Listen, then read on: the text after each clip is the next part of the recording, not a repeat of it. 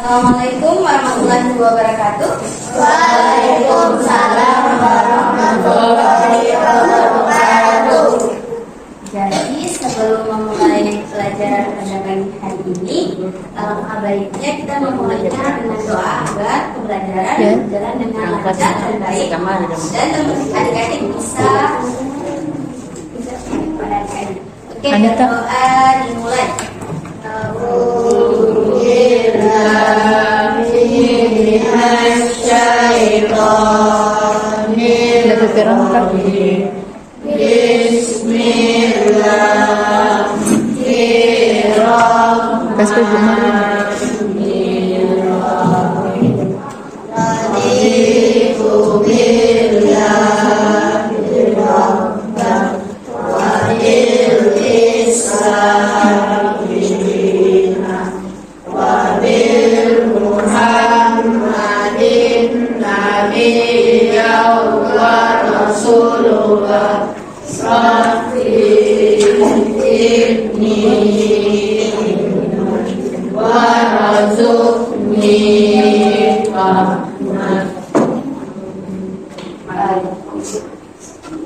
Jadi, apa kabar adik-adik hari ini?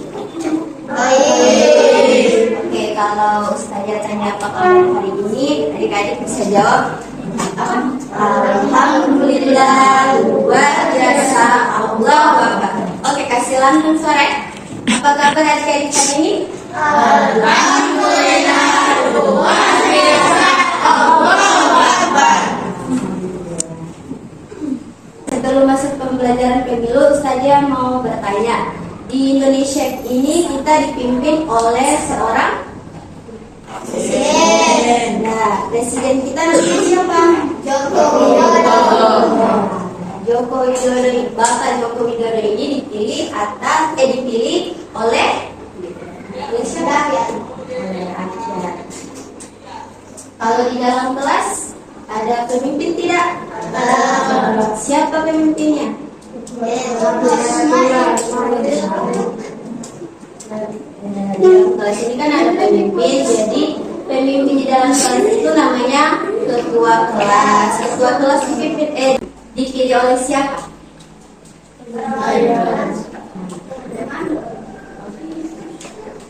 Masuk lebih jelasnya, Ibu akan memperlihatkan video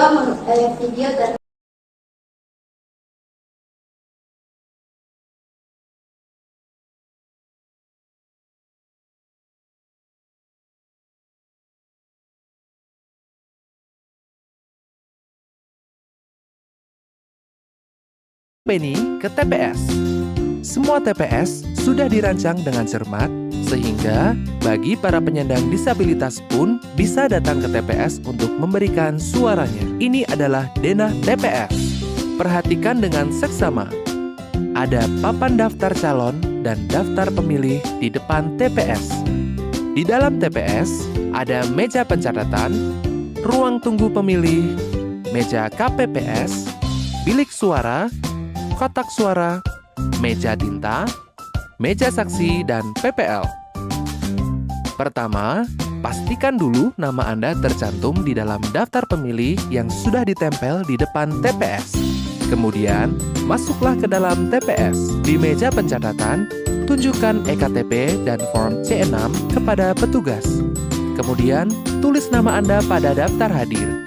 Selanjutnya, duduklah pada kursi yang sudah disediakan dan tunggu hingga nama Anda dipanggil. Ketika nama Anda dipanggil, silakan datang ke meja KPPS 1, 2, 3 untuk mendapatkan kertas suara.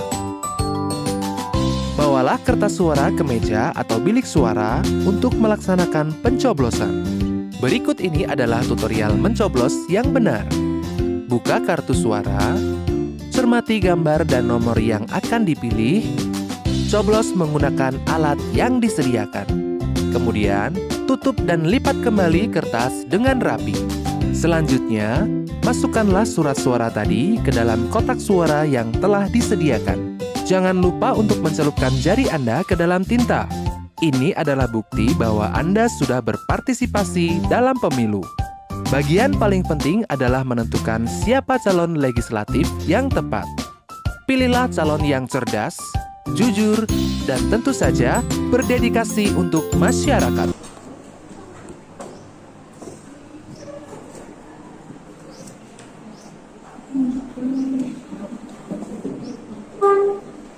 Oke, jadi tadi sudah disimak baik-baik video pembelajaran. Nah, yang pertama apa? Tidak ada yang perhatikan. Ada yang tahu?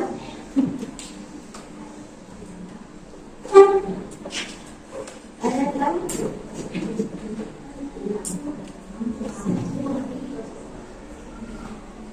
Jadi, yang tadi itu kan video pembelajaran tentang pemilu. Apa itu pemilu? Pemilihan umum. Adik-adik sudah pernah lihat pemilihan umum? Gimana biasanya? Atau ada yang pernah ikut dengan orang tua pergi di pesta rakyat memilih presiden dan wakil presiden? Belum? Ada.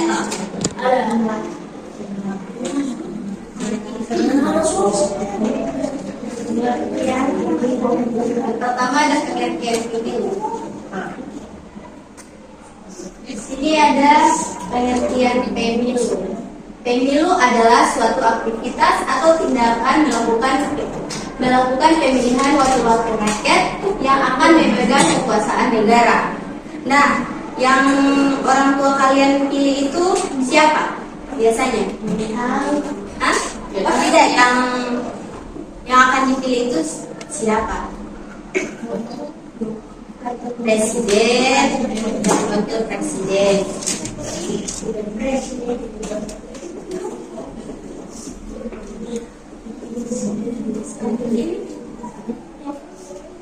Yang memegang kekuasaan negara baik sebagai presiden, wakil presiden, kepala daerah, DPRD, DPR maupun DPD. Kalau DPRD apa?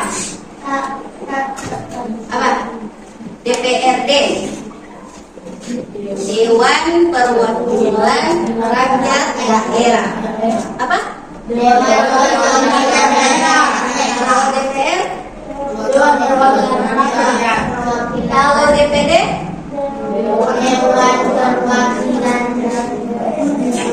Dewan Perwakilan Daerah. Jadi mereka ini dipilih untuk mewakili rakyat. Karena rakyat mereka ini dipilih untuk mewakili rakyat untuk apa? Negara kita jauh lebih baik ke depannya. Dan tujuan pemilu. Tujuan pemilu di sini ada 3. Yang pertama, baca ini. Bisa toh baca? Dapat lihat? Yang pertama itu. Yang berani siapa? Kasih lari terus ya. Iya. Mewujudkan terjadinya peralihan pemerintahan secara aman dan tertib dan melaksanakan kedaulatan rakyat dan melaksanakan hak-hak asasi warga negara. Yang pertama, memungkinkan terjadinya peralihan pemerintah secara aman dan tertib. Yang kedua, melaksanakan kedaulatan rakyat, dan yang ketiga, melaksanakan hak-hak asasi warga negara. Asas pemilu. Nah, dalam Undang-Undang 1945 pasal 22E ayat 1 ditegaskan bahwa pemilihan umum dilaksanakan secara apa? Langsung dan berapa? 5. Jadi dilakukan secara langsung, umum, bebas, jujur dan adil, dan ada satu rahasia.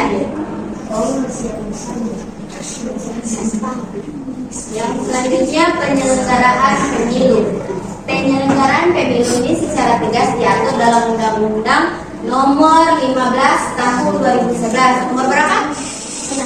15 Tahun 2011.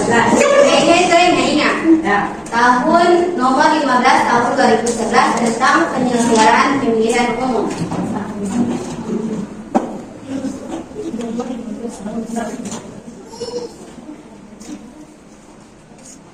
Kemudian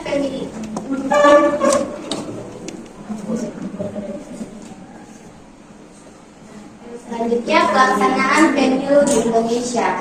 Pemilu ini di Indonesia ada beberapa orde. Yang pertama, orde lama berlangsung tahun 1955. Pemilu pada masa orde baru berlangsung tahun 1971, 1977, 1982, 1987, dan 1992 serta 1997. Pemilu masa reformasi dilakukan tahun 1999, 2004, dan 2009.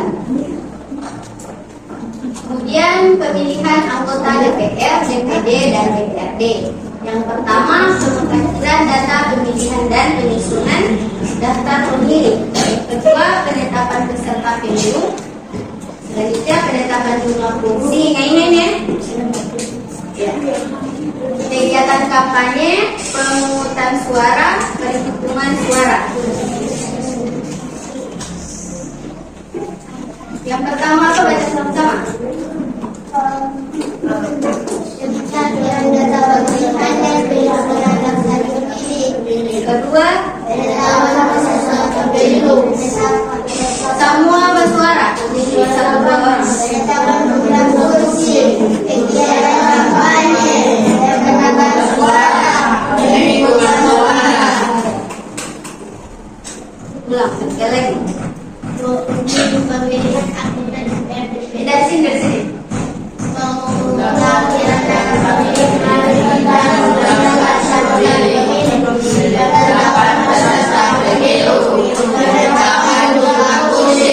Kegiatan kampanye, pemungutan suara, penghitungan suara. Jadi ingat-ingat ya. Menghitungkan. Sekarang pemilihan presiden dan wakil presiden. Pemilihan adalah warga negara, pemilih adalah warga negara yang berusia 17 tahun. Kira-kira adik-adik di sini sudah berusia 17 tahun? Kira-kira umur berapa? 13. Jadi ini pembelajaran hari ini gambaran untuk kalian ke depannya agar sebagai pemilih sudah tahu bahwa begini proses-proses untuk memilih presiden dan wakil presiden serta wakil-wakil rakyat lainnya. Jadi pemilih ini harus berusia 17 tahun atau sudah pernah kawin atau warga negara harus terdaftar sebagai pemilih pada daftar pemilih.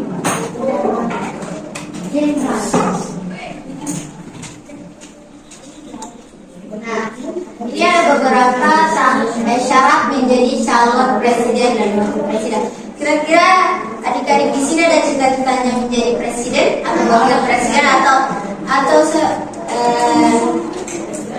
wakil rakyat, DPR.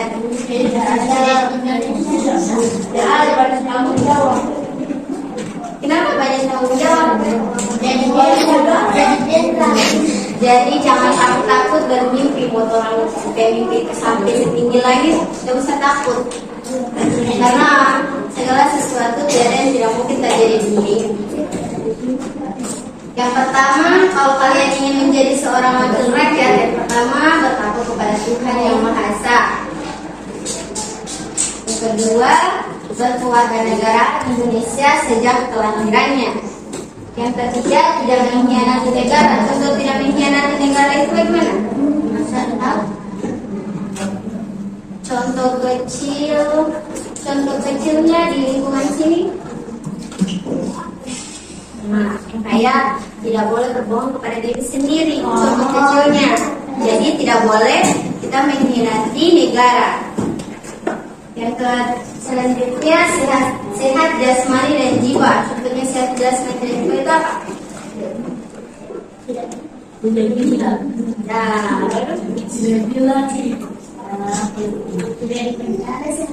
intinya seperti itu. Harus tetap waras. Selanjutnya, bertempat tinggal dalam wilayah negara kesatuan Indonesia. Jadi dia harus tinggal di Indonesia, di negara Indonesia. Yang selanjutnya, telah melaporkan kekayaan kepada instansi yang berwenang. Yang selanjutnya, tidak sedang memiliki tanggungan utang perseorangan secara badan hukum yang merugikan negara. Yang selanjutnya, tidak sedang dinyatakan pahit berdasarkan putusan pengadilan. Dan yang terakhir, tidak sedang dicabut hak pilihnya.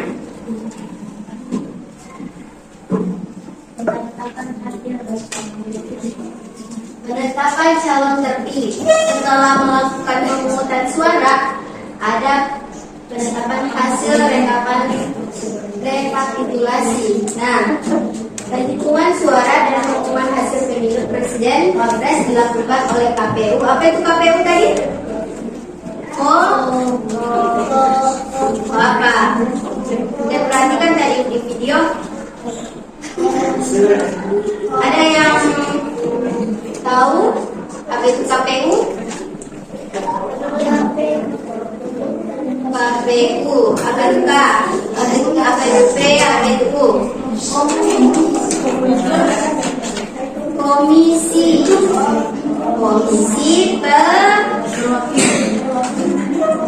KPU, Komisi Pemilihan Siapa itu KPU? Komisi Pemilihan Apa tugasnya tadi?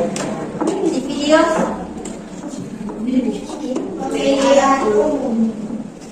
Kita lagi ya sudah benar.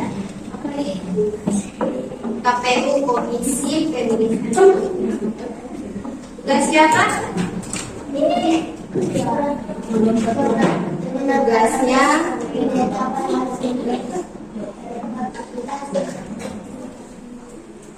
jadi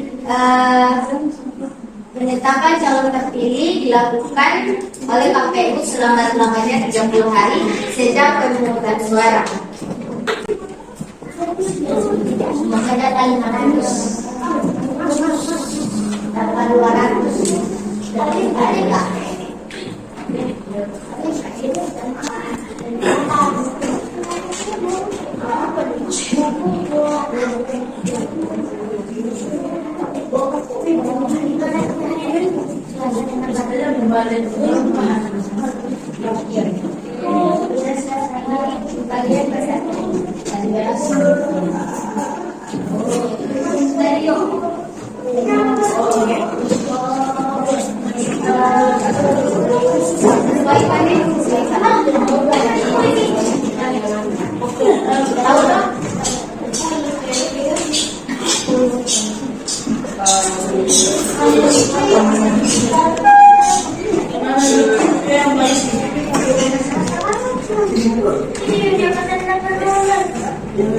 jadi waktunya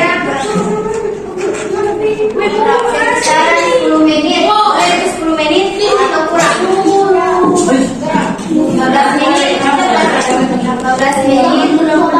Sekarang pukul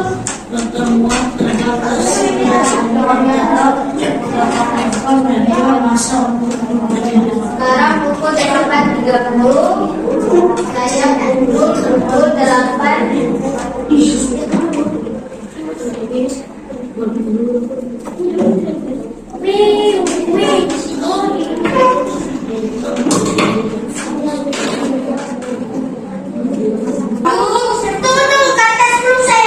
Tadi saja bilang video atas nomor 1.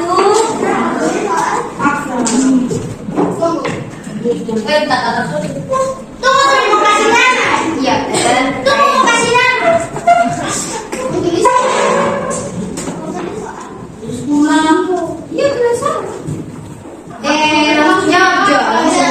Iya, kenapa? Langsung jawab ya. Pak baca mau didikte cuma 1 atau 2 kali. Ya, berarti nggak beda.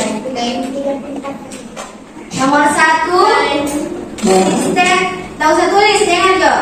Sistem pemerintahan yang diterapkan negara Indonesia adalah A. Presidensial, B. Parlementer, C. Republik, D. Kesatuan. Ayo. Ini yang kedua cuma 2 kali membaca. Sistem pemerintahan yang diterapkan negara Indonesia adalah A. Presidensial, B. Parlementer, C. Republik, D. Kesatuan. Sudah? Sudah semua? Nomor 2. Ini yang apa? Nomor 2, usia minimal untuk bisa didaftarkan sebagai pemilih dalam pemilu adalah A. 17 tahun, B. 18 tahun, C. 19 tahun, D. 20 tahun. B. 18 tahun, C. 19 tahun, D. 20 tahun. 17 tahun. Sudah? Ini lagi, dengar lagi soal nomor 3. Undang-undang tentang pemilu yang akan digunakan sebagai landasan dalam pelaksanaan pemilu tahun 2014 adalah Undang-Undang nomor A. 15 tahun 2011. Itu saja ada suruh baik-baik di depan. B. 15 tahun 2012, C. 16 tahun 2012, D. 17 tahun 2012. Sudah. A. 15 tahun 2011, B. 15 tahun 2012, C. 16 tahun 2012, D. 17 tahun 2012. Ya. Nomor 4, tujuan dilaksanakan pemilu adalah yang pertama, melaksanakan kedaulatan rakyat, B. Melaksanakan hak-hak manusia, C. Memilih presiden dan wakil presiden, D. Memilih para menteri negara.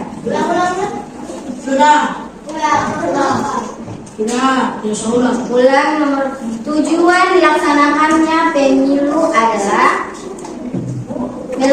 A. Melaksanakan kedaulatan rakyat, B. Melaksanakan hak-hak asasi manusia, C. Memilih presiden dan wakil presiden, D. Memilih para menteri. A.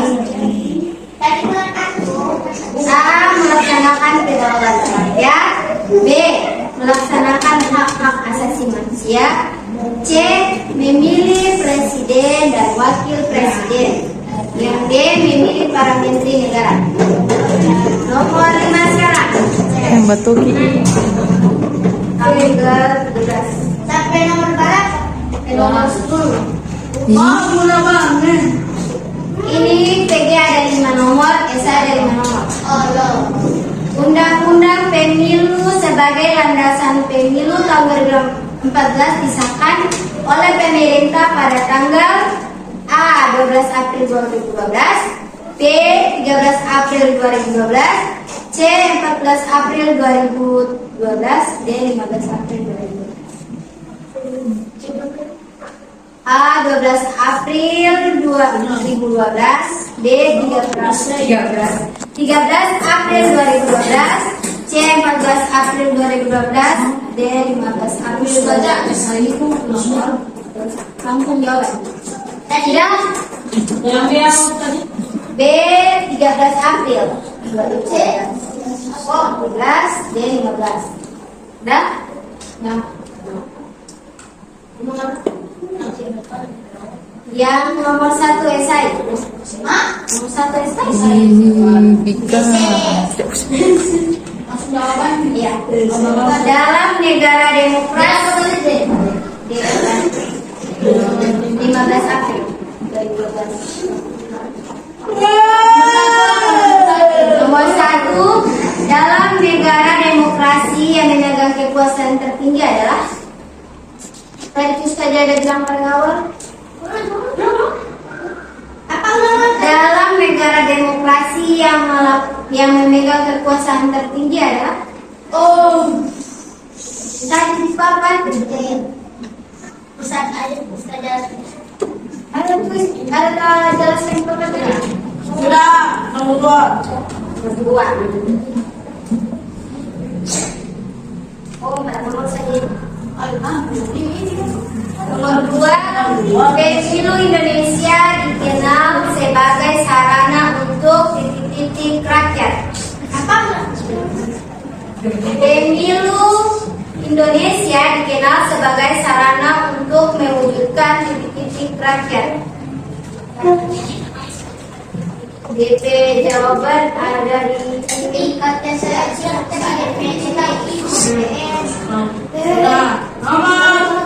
Nomor 3. Amin.